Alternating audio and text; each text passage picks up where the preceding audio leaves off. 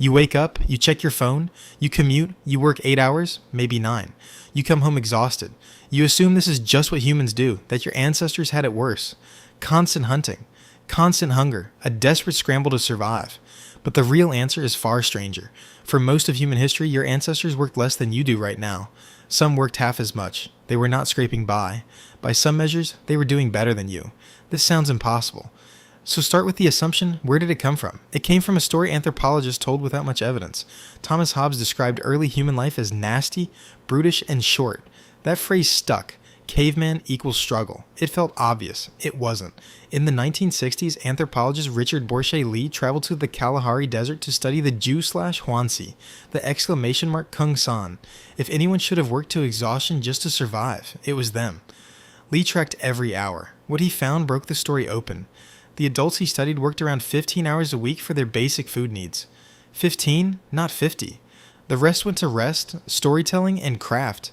In a desert most people today would call nearly uninhabitable. Why does that feel wrong?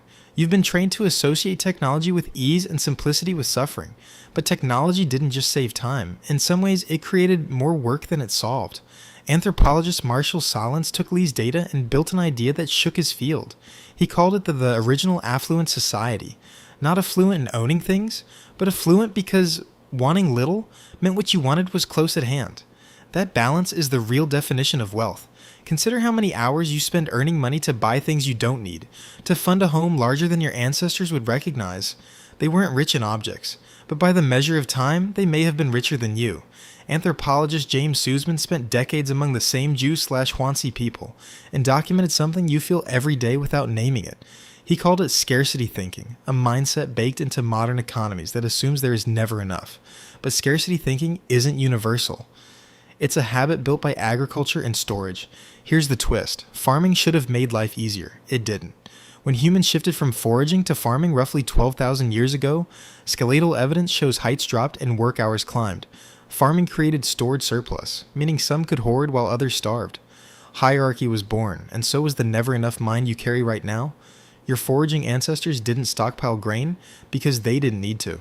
Their environment was their pantry, and their social bonds were their insurance.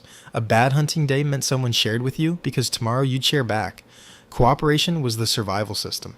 Think about what that means for your stress today. Your brain still runs ancient software. It expects a tight group, immediate reciprocity, short effort followed by real rest. Instead, you give it isolation, long hours, and quiet dread. Your environment changed. Your wiring did not. So what did they actually do all day? They gathered food, often in a few hours. They made tools. They told stories by the fire. Researcher Polly Wiesner analyzed recorded Jew-Huansi conversations and found daytime talk centered on practical matters, while fireside talk shifted toward myth, humor, and bonding, the storytelling that built shared culture and let human groups cooperate at a scale no other species could manage.